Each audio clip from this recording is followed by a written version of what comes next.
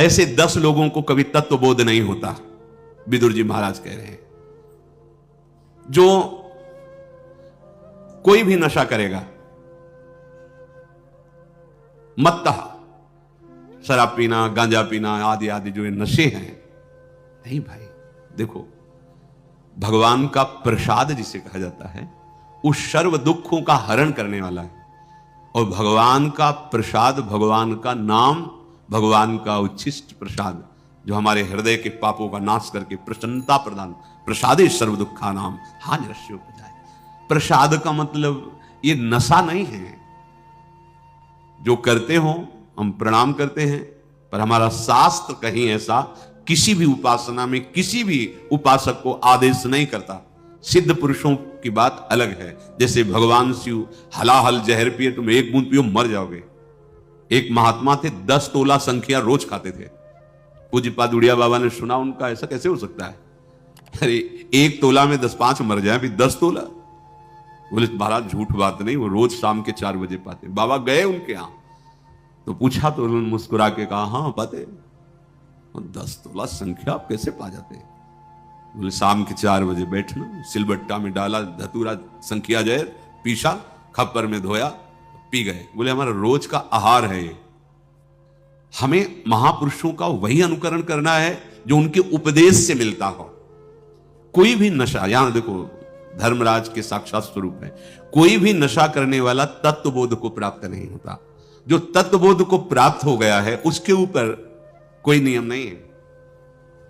जैसे आद्य गुरु भगवान शंकराचार्य जी आगे जा रहे थे, पीछे शिष्यजन जा रहे थे, पता नहीं क्या भाव आया, मछलियां उठाई, ऐसे बिक रही, ऐसे उठाए और खा लिया। जब देखा गुरुजी ने खा लिया तो 4 शिष्यों ने नहीं खाया और शेष ने। आगे जा रहे थे तो भ्रमण ही करते थे, तो कांच गलाया जा रहा था, खप्पर में खोलता हुआ कांच ले पी गए। जिन्होंने नहीं पिया तो वहां भी नहीं पिए। जो पिए थे, वो जो मछली पाए थे, उनसे कहा पियो। कांच कैसे पिएंगे, मर जाएंगे, तो मछली क्यों खा ली? जो नहीं खाए थे उनसे कहा आपने क्यों नहीं खाया जब हमने खाया? तो उनका प्रभु आपने आदेश नहीं किया। ठीक, आपने क्यों पा लिया? बोले आपने पाया, तो हम पी तो रहे हैं, गलाया हुआ कांच पी ना पिए। ऐसे किया तो जीवित मछलियां निकल पड़ी, सिद्ध योगी प्रवाहित कर दिया नदी। आप वो तो लीवर में जाकर पचने लगी। हमें वो अनुकरण बात नहीं करनी जिसका वो आदेश न कर रहे हो। उनके उपदेश से जो उनके आचरण मिले, शास्त्र सम्मत बात है, महापुरुषों के जो आचरण उनके उपदेश से मिले, बस वही अनुकरणीय है। वो क्या कर रहे हैं? कोई भी नशा, जैसे कहते हैं भाई, हमने सुना है ऐसे, फिर ध्यान में अलियो ब्रह्मलोक पहुंच गए। भाई हम प्रणाम करते सिद्धों को, हम उनके चरण सेवक हैं, पर हम अपने जैसे साधकों के लिए कह रहे भाई सिद्ध पुरुष तो हलाहल पिए, वो जाने उनका काम, उनकी मस्ती, वो तो भगवान को प्राप्त हो गए। भैया उनका काम बन गया है, उनमें भगवान में अंतर नहीं। जैसे सखागण और गौवें गोपगण फंस गए दावानल में, कन्हैया बचाओ, तुम्हारे सिवा कोई नहीं बचा सकता। बोले भैया आंख मूंद लो, मुंह में पी गए, पूरे ज्वाला को पी गए मुंह में। एक कोयला लाल लाल रखो मुंह में, भी रख पाओगे? नहीं, भगवान के मुख से साक्षात अग्नि का प्रादुर्भाव हुआ है। भगवान उसी जगह उसको रोक ले, आओ अपने स्थान पे आ जाओ, भगवान ही तो सर्व रूपों में। तो जो भगवान को प्राप्त महापुरुष हैं, उनमें और भगवान में अंतर नहीं। ब्रह्मविद ब्रह्मविभूत। अब उनके ऊपर आप ही ऐसे नहीं कर सकते कि ये खा रहे हैं। बड़े सिद्ध महापुरुष थे, तो जहां भिक्षा नहीं लेनी चाहिए वहां से निकले, रोटी बन रही थी, ला रहे रोटी, तो डर गए महाराज जी, अरे ला, इसमें रोटी लिया, कहा इसमें कहीं वो है जो उन्होंने सब है कुछ, ब्रह्मार्पण ब्रह्म भगवद अर्पण कर। लेकिन वो आचरण हमारे लिए जो आदेश करें वही अनुकरणीय नहीं है। महापुरुष जो आचरण कर रहे हैं वो आचरण उनके उपदेश से मिलता है कि नहीं? अगर नहीं मिलता तो हम प्रणाम करते हैं, वो हम कर नहीं सकते। कोई भी नशा साधक को, हम सिद्धों के लिए नहीं कहते हैं, कोई भी नशा खा करके आप भगवत तत्व का चिंतन, भगवत बोध नहीं प्राप्त कर सकते। सबसे बड़ी कमी, आपको उस नशे में सुख लग रहा है क्योंकि बुद्धि शिथिल होती है, तो आपको लग रहा है बड़ा आनंद आ रहा है। आपको भजन से सिद्धि प्राप्त करनी है, भजन से इंद्रियों को शिथिल कर देना है, भजन से मन को निसंकल्प कर देना है। भजन के सिवा कोई चाह नहीं रह जाए। अगर आप 4 बजे भांग पाते हो ना, फिर आप देखिएगा 4 बजे केवल भांग ही का ध्यान होगा, सब ध्यान हट जाएगा, लगेगा कि कैसे मिले, कैसे। कोई भी नशा नहीं, भगवत प्राप्ति हमारा लक्ष्य है, इसलिए कोई नशा नहीं। जब तक तन्मयता भजन की, जीवन की सार्थकता क्या रही। और सच्ची बात, जो हमारा मन मलिन है, जब उसे भगवत चिंतन में लगाते हैं तो एक जलन पैदा होती, आग। जैसे आग से स्वर्ण तेजस्वी होता है, मल नष्ट होता है, ऐसे ही मन जो हमारा पतित हो चुका है, वो उच्च अवस्था को पहुंचने के लिए भजन के बल से जब चढ़ता है तो वो निर्मल होता है। उस जो ताप प्रकट होता है वो पाप को जलाता है, हम सह नहीं पाते। नहीं, मना कर रहे हैं, इन 10 को तत्वबोध नहीं होता, मत्ता। और कोई भी नशा हो बहुत जल्दी गुस्सा पैदा कर देता है, कोई भी नशा हो। जैसे भांग है, अगर आपकी मंत्राकार वृत्ति है, सिद्ध हो चुके हैं, तो उसी में सिद्ध है। वो कोई मंत्राकार वृत्ति प्रकट थोड़ी कर देगी। अगर आप विषय चिंतन कर रहे हैं, विषय चिंतन, भला कोई नशा भगवत प्राप्ति में सहयोग कर सकता है? नहीं, भूल मत। जब तक तुम्हारी वृत्ति भगवदाकार ना हो जाए, फिर आगे हरि जाने जैसी प्रेरणा करे, तब तक आपको बिल्कुल कोई भी एक सुपारी का भी नशा नहीं। हमें प्रभु के सिवा और किसी की चाहत न रह जाए, चाहे कोई भी व्यसन हो। कम से कम सबसे बड़ी बाधा यह कि उसकी जरूरत तो है, हमें उसकी आवश्यकता है। और हमारी स्थिति हानि जाहि न चाही कबहु कछु, कोई चाह ना रह जाए। इसलिए कह रहे कि भगवत तत्व का बोध उसको नहीं होता, मत्ता। जो किसी भी नशे में मस्त रहना चाहता है, उसे भगवत तत्व को, भजन नहीं सिद्ध होगा। भजन सिद्ध को कोई, कई हमने सिद्ध महापुरुषों को देखा है, वो लेकिन अपने साधकों को जब तक लक्ष्य की प्राप्ति हो, बहुत सावधान रहना है। दूसरी बात कहते प्रमत्ता, जो प्रमादी है, असावधान है, जो मनाया खा लिया, जहां मनाया बैठे हैं, हंसी मजाक। ऐसा साधक को ऐसा थोड़ी, तो जहां मनाया वहां बैठ लिया, जिससे मनाया उससे बोल लिया, जिसके संग आया चल रहे, जहां मनाया खा लिया। ऐसा नहीं है साधक का जीवन, बिल्कुल ऐसा नहीं होता। जहां का मन हो भोजन मंगा लिया, पा लिया, ऐसा नहीं है। जहां तहां अन्न खात सखी कहत आप गात सकल देव द्वंद जात रात सर्व सो वहीं, ये साधक का लक्षण थोड़ी है। नहीं, बहुत सावधान। हमारी दिनचर्या, हमारा बोलना बैठना उठना सब विवेकपूर्ण होना चाहिए, असावधान नहीं। असावधान हुए तो फिर तत्वबोध नहीं होगा, घूमते रहो ऐसे। खाना पीना, सोना जागना, भोगना, ये तो पशु पक्षियों में भी है। तुम खास बात क्या है मनुष्य शरीर प्राप्त करके अगर इतने पे ही टिके हुए हो। तो जो प्रमत्ता है, असावधान है, प्रमाद युक्त है, उससे तत्वबोध नहीं होता। 10 को तत्वबोध नहीं होता। एक तो सबसे पहले नशा करने वाले को, और दूसरा जो प्रमादी है, जहां मनाया जैसा मनाया, बिना किसी शासन के मनमानी कर रहा है। न गुरु का शासन, न शास्त्र का शासन। आपको कहां बैठना है, आपको किन के बीच में बैठना है, आपको किनसे बात करनी, आपको क्या प्रसाद पाना है, आपका व्यवहार कैसा हो, हर एक बात शास्त्र प्रमाणित साधक की होती, मनमानी नहीं होती। तीसरा उन्मत्ता, जो पागल हो चुका है। अब वो तत्वबोध क्या करेगा, उसकी तो बुद्धि ही खराब हो गई है। और फिर कह रहे हैं श्रांता, जो इतना कार्य करता है कि थक के चूर चूर हो जाता है, वो तत्वबोध नहीं प्राप्त। जो संसारिक कार्यों में इतना श्रम करता है, तो उसके लिए भजन के लिए टाइम कहां है? वो कहां बैठकर शास्त्र स्वाध्याय करेगा, कहां शास्त्र चिंतन करेगा, कैसे सत्संग का मनन करेगा? केवल पशुवत लगा ही लगा है कार्यों में। वो भगवान श्री राम सबरी जी के सामने भी कह रहे हैं, छठदम सील बिरत बहुकर्मा निरत निरंतर सज्जन धर्म। श्रांता, जो इतना थकित हो जाता है, टूट गया, उसको तत्वबोध नहीं होता। भगवान ने युक्ताहार विहार से युक्त कर्मसु चेष्ट, तुम्हारे कर्म भी युक्त होने चाहिए। और फिर कह रहे हैं क्रुद्धो, जो क्रोधी पुरुष है, उसको तत्वबोध नहीं होता। क्योंकि जब जरा सी बात में असहनशीलता बढ़ी और आप गाली बकने लगे, लड़ाई करने, बहुत विचित्र विचित्र मूर्तियां हैं। उपासक को क्रोध नाम से तो बिल्कुल दूर रहना चाहिए। ये बहुत बड़ा शत्रु है क्रोध, बड़े बड़ों को परास्त करता है, और ये कामना से प्रकट होता है। और कामना हमारे भगवत तत्व में बहुत बाधक है, भगवत तत्व अनुभूति में बाधक है। इसलिए जैसी भी परिस्थिति सामने आती, उससे आपको निकलना है। क्रोध क्यों करना है? हमारे सामने हम योद्धा हैं भगवत मार्ग के, तो हमारे सामने शत्रु पक्ष फेंकेगा फिसलन, हमको पैर जमा के निकलना, फिसलना नहीं। गाली दे रहा, अपमान कर रहा है, ऐसी चेष्टा। हम उपासकों से यही प्रार्थना करते हैं कि आप ऐसा मत सोचिए कि आप विनय पूर्वक बर्ताव करते, फिर सामने से उद्दंडता करता है तो फिर शासन करेंगे, नहीं। उस समय भी हमें हाथ ही जोड़ना है। अगर हमें कहना है आप चले जाइए, तो हाथ जोड़ के ही हम कहेंगे। हम झगड़ा नहीं करेंगे, हम कटु वचन नहीं बोलेंगे।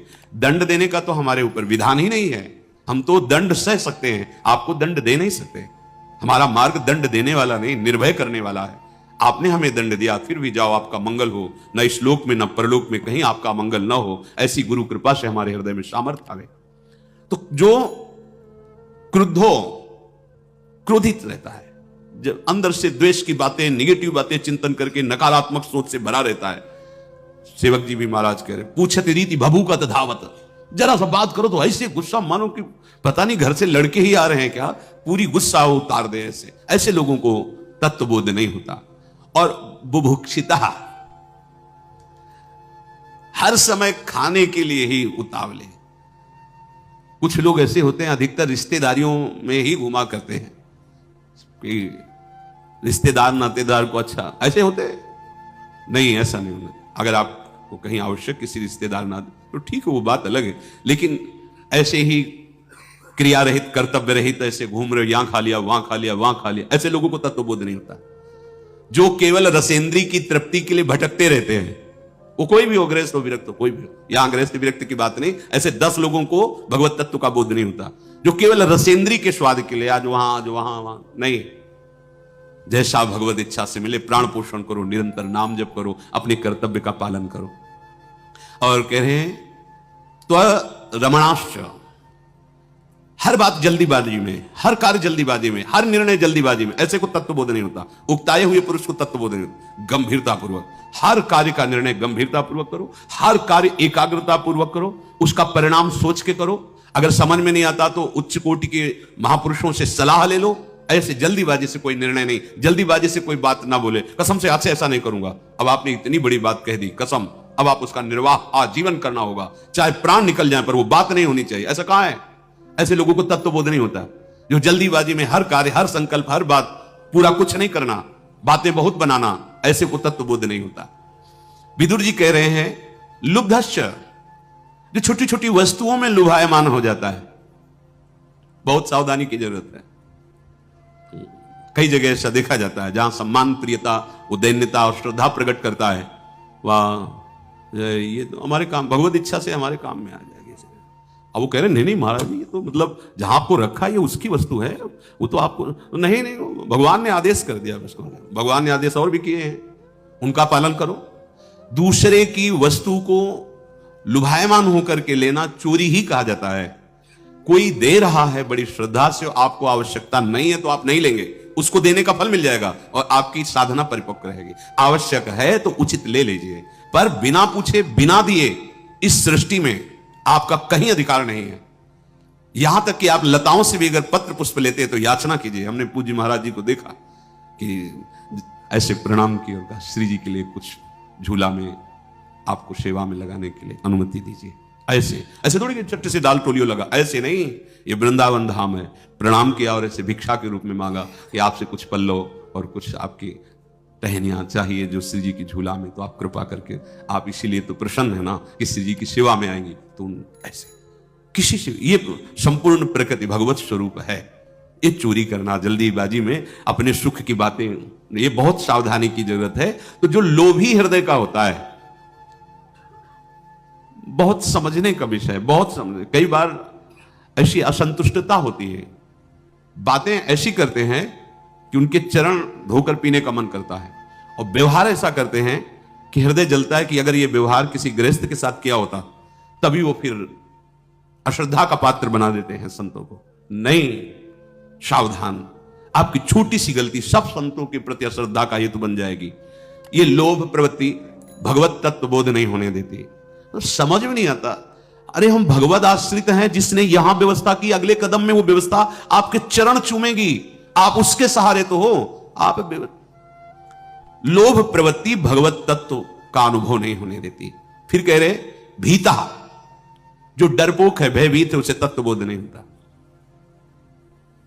जब गंगा के किनारे भ्रमण कर कई ऐसे स्थान आए जहां भय का संयोग लगा, पर भगवत कृपा से एक जिद्दी स्वभाव था। कहां भय है, कौन मार डालेगा, किस बात का डर है, वो वहीं खड़े हैं, वहीं खड़े हैं। जब मन कह दिया कि हाँ भय नहीं, तब चले। जगह जगह ये हमको परास्त करना चाहता है। नहीं, कई जगह ऐसी हुई कि भय का संयोग, कई जगह ऐसा हुआ, अवस्था नहीं थी ना, बस एक स्वभाव में जिद्दीपन था कि नहीं, कहां भय? अगर मरना है तो तुम बच नहीं सकते, और अगर मरना नहीं तो कोई मार नहीं सकता। हम क्यों भागे? हम वहीं स्मशान में बैठ जाते थे। क्यों भागे, क्यों डरे? सर्वत्र प्रभु है वो है, तो किस लिए डरना? बस बार बार बार। तो हमें लगा कि हर भय हमें निर्भय पद में पहुंचाने के लिए दिया गया, हर भय निर्भयता के लिए दिया गया। अगर हम भयभीत रहेंगे तो फिर हमें तत्वबोध नहीं होगा। क्यों भय करें? किससे भय करें? अगर हमें पीड़ा पहुंचनी जिस मिनट जहां, वहीं हमारी बुद्धि पहुंचा देगी हमको, वही पीड़ा प्राप्त हो। और नहीं तो त्रिभुवन में घूमो, कोई बाल बांका करने वाला नहीं है। भयभीत होने की जरूरत नहीं। अभयद भुज दंड मूल, हमारे प्रभु अभय देने के लिए सदैव विराजमान है। अपने संग हम अनुभव नहीं कर पाते। और आगे कह रहे, कामी चते दश, जो सदैव काम भोग का चिंतन करता रहता है, जनेन्द्रिय जनित भोगों का चिंतन करता रहता है, ऐसे 10 पुरुषों को भगवत तत्व का बोध नहीं होता। महाराज, जो घर छोड़ करके, कर्तव्य छोड़ करके केवल शरीर सुख के लिए भटकता रहता है, देखो विरक्ति का लक्ष्य समझो। लक्ष्य अगर आपका भगवत प्राप्ति नहीं तो वेश धारण मत कर लेना।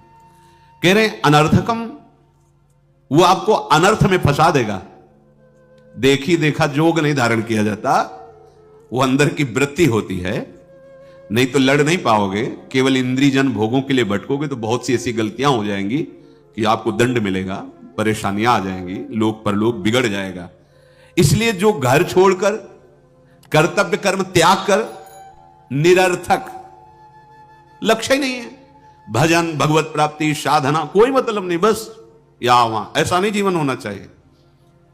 पहले संतों के आश्रमों में एक विज्ञ सेवक ऐसे रहते थे, जैसे कोई भी आया, आपका प्रेम पट क्या है, आपका योग पट क्या है, यह सदवई भाषा है। अगर वो सच्चा सांप्रदायिक साधु नहीं है तो वो नहीं जान पाएगा कि क्या पूछे, क्या है प्रेम पट। पता चल, आप लाल कपड़े कैसे पहन लिए, आपकी गुरु परंपरा क्या है, आप बताइए ना कैसे पहन। नहीं तो उतारिए और आप सफेद कपड़े लीजिए और जाइए, आप इस वेश को बदनाम करेंगे। ऐसा पहले जो संतों के कोतवाल होते थे संत, वो ऐसा, जब मनावे जैसा मनावे, ऐसा ऐसा नहीं हो। जो घर छोड़कर, कर्तव्य कर्म छोड़कर, निरर्थक साधु निरर्थक नहीं होता, वो तो परम पुरुषार्थ को प्राप्त करने के लिए लक्ष्य है उसका मोक्ष या प्रेम। अब इस लक्ष्य का पथिक संपूर्ण विषयों का त्याग करते हुए वो भगवत मार्ग में आगे बढ़ता। लेकिन ये देख करके कि बड़ी सुविधा है, तो साथ में आपके ऐसे आचरण बनेंगे, क्योंकि लक्ष्य नहीं तो आपका लोक परलोक सब नष्ट हो जाएगा। पापियों से मेल जोल रखना, पाखंड में जीवन व्यतीत करना, और दूसरे की बातें दूसरों से बताना, चुगलखोरी और व्यसन अर्थात नशा करना, ऐसे जो लोग होते हैं ये भगवत मार्ग में परिचय ही नहीं प्राप्त कर पाते। भगवत मार्ग का, भगवत प्राप्ति तो बात जाने दो, परिचय ही नहीं प्राप्त कर पाते। महाराज, कभी उद्दंडता पूर्वक भेष न धारण करें, आचार्य परंपरा से धारण करें। यही देखो शास्त्र जो आज्ञा करता है, यो नोद्धत्तम कुरुते जातु वेशम न पौरुषेणापि विकथते ज्ञान। गुरु प्रदत्त वस्त्र धारण किए जाते हैं जो सांप्रदायिक, पहले गेरुआ वस्त्र पूज्य गुरुदेव भगवान ने दिया, और जब निज मंत्र विरक्त भेष दिया तो नीचे सफेद मार्किन, ऊपर पीला। आपने जो दिया आजीवन उसका निर्वाह, ये थोड़ी कि मनमानी आचरण नहीं, गुरु प्रदत्त वेश। और गुरु जी की वो तो साहब है, वो जैसे चाह रहे, हमारा शासन उन पर थोड़ी है, उनका उपदेश, उनका दिया हुआ प्रसाद आजीवन, वो आदेश कर दे इसको उतारो, अब पैजामा कुर्ता में 1 मिनट नहीं लगेगा, 1 मिनट। हमको थोड़ी देखना लोग क्या है, लोग नहीं, गुरु आदेश अभी लो। ये मनमानी वेश धारण नहीं किया जाता कि आप मनमानी पीला ओढ़ लिए, नीचे पैजामा ऊपर कुर्ता और उसके ऊपर पीला, नहीं नहीं, मनमानी आचरण मत करो। कोई सांप्रदायिक दीक्षा नहीं, कोई वैराग्य का सांप्रदायिक नहीं, ऐसे ही लाल पहन लिए, ऐसे ही हितधाम आए थे लाल वस्त्र पहने हुए। जब प्रश्न की, तुमका आपकी प्रश्न की धरा बताती है कि आप अध्यात्म मार्ग के प्रतीक नहीं है, सच्ची बताना आपने कहां से वेश लिया। उनका ऐसे ही हमने ले लिया था। फिर आप गलत आचरण करोगे, सीधे लिखा जाता है बाबा जी या संत या ऐसे नहीं। देखो हरिराम व्यास जी कहते हैं सुने न देखे भक्त भिखारी, ऐसा मत समझना। वो कह रहे अपने जीवन में बड़े विद्वान महापुरुष सुने और न देखे भक्त भिखारी। सच्ची बात है, ये तो नहीं पाया जाता भक्तों में जो भगवत आश्रित है, ये नहीं पाया जाता, पक्की बात है। वो हमको यहां से वहां जाना किराया दे दीजिए, आज हमारा व्रत है आप फलाहार करा दीजिए, आप ये नहीं। सुने न देखे भक्त भिखारी, अरे भगवत आश्रय लेके तो आप देखो, भगवत आश्रय तो लेके देखो, आगे से आगे व्यवस्था उनकी कैसे होती, रो पड़ोगे। मां भी वैसी चिंता नहीं करती जैसा भगवान आपको दुलार करेंगे। तो क्यों नहीं करते? क्योंकि अहंकार है। अहंकार को समर्पित कर दो, फिर देखो जैसे कठपुतली नाचती, उसको पता है नचाने वाला नचा रहा है, अपनी कठपुतली की तरह हो जाएं। पर कर्ता भोक्ता भाव अहंकार का होने के कारण फिर हम कर्मों का फल भोगते हैं। और जब शरणागत हो जाते हैं तो सारा भार प्रभु अपने ऊपर ले लेते हैं। फिर वो ऐसे चिंतन करते हैं अपने भक्त का, जैसे अबोध बालक का चिंतन मां करती है। और वही बालक जब सयाना हो जाता है तो उसके ऊपर छोड़ देती, तू स्नान कर, समय से भोजन पाले, शिक्षा दे दूंगी, लेकिन दिनचर्या तुझे करनी है। लेकिन अबोध बालक को शिक्षा नहीं दी जाती, दिनचर्या मां उसकी करती। जब तुझे स्नान कराना हो पकड़ के स्नान करवा देना, जब तुझे भोजन पवाना हो पवा देना। वो ये है भक्त आश्रित, अबोध बालक की तरह। इसलिए भगवत रसिक दिन का कई बच्चा के पेट, बच्चा बन जाओ तो प्रेमामृत पचा पाओगे, अहंकार रखोगे तो प्रेमामृत नहीं मिल पाएगा। सुने न देखे भक्त भिखारी, तिनके दाम काम को लोभ न जिनके कुंज बिहारी। हरिराम व्यास जी कहते हैं तिनके दाम काम को लोभ न। पग पग पर देखा है प्रभु की कृपा, पग पग पर, कदम कदम पे ऐसी व्यवस्था, जैसे सरकारी व्यवस्था पहले हो जाती है ना फोन से, ऐसे प्रभु अपने जन की व्यवस्था करते हैं। विश्वास करो, तिनके दाम काम को लोभ न जिनके कुंज बिहारी, सुने न देखे भक्त भिखारी। काम और दाम का लोभ नहीं होता। कुंज बिहारी की ठसक में बैठे हुए अनंत ब्रह्मांडों का, अनंत शक्तियों का वो स्वामी है, आप उसके दास हो, ये अच्छा नहीं लगता। चाह बिल्कुल नहीं। प्रभु जैसा जथा लाभ संतोष सदा काहुसो कछु न चाहो, मौज उसकी, जैसे रखे, भूखे रखे, प्यासे रखे, मैलों में रखे, छप्पन भोग लगे, ये उसका खेल है। अपने तो सिर्फ उसके, जिनके कुंज बिहारी। शुक नारद अरु शिव शनकादिक ये अनुरागी भारी, तिनको मत भागवत न समझे सबकी बुद्धि पचिहारी। इन बड़े बड़े महापुरुषों का मत, श्रीमद् भागवत का मत, एकमात्र भगवद आश्रय, एक भरोसो, एक बल, एक आस विश्वास। भक्त होकर क्यों ये बात नहीं समझते हो? बड़ा अंदर से फिर असंतुष्टता होती है जब बातें कुछ और होती है, पीछे कुछ और होता है कि भाई ऐसा क्यों?